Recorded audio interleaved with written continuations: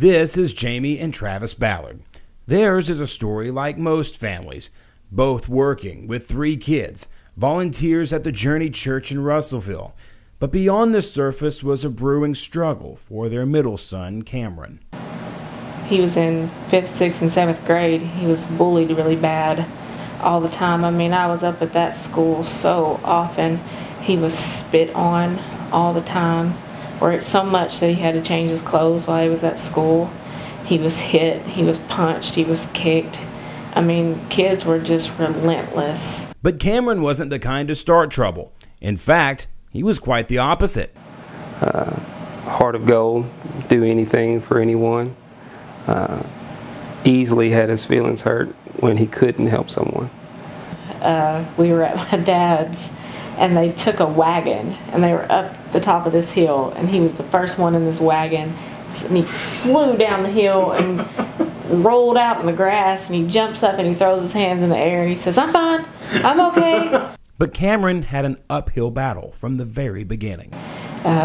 He was born at 30 weeks, and because of that, he had dyslexia. He had a lot of vision loss, and I believe his right eye. He had struggled seeing, and then he also had ADD too, where he struggled to pay attention in school. And not a lot of people knew that about him, that he had so many struggles, because he kept good grades all the time. He was in honors courses, he kept really good grades, he minded, he was a good kid. But the bullying and struggles continued for Cameron, and his parents noticed a change. He was reluctant to tell me because he knew I would be straight up there, because I wasn't going to let anybody pick on him. Like, his self-worth changed.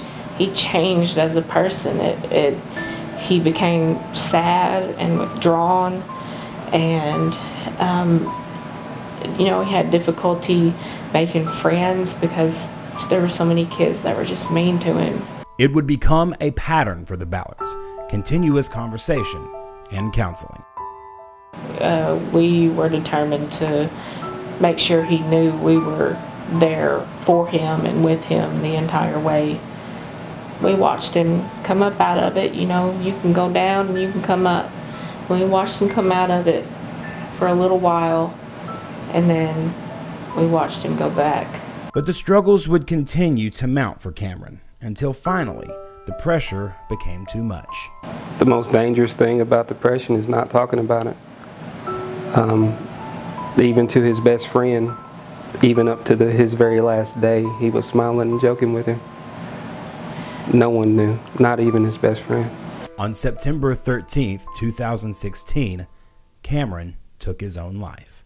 I don't think that we could have done anything different. We had candid conversations. We reached out, we touched base, we checked in with him quite often. It was just one moment where the voice in his head was too loud. Coming up tomorrow on the Local Rundown, part 2 of this story. The Ballards say they are fighting back, trying to raise awareness for suicide prevention so that this doesn't happen, not one more time. I want to be able to speak life into those people and help them.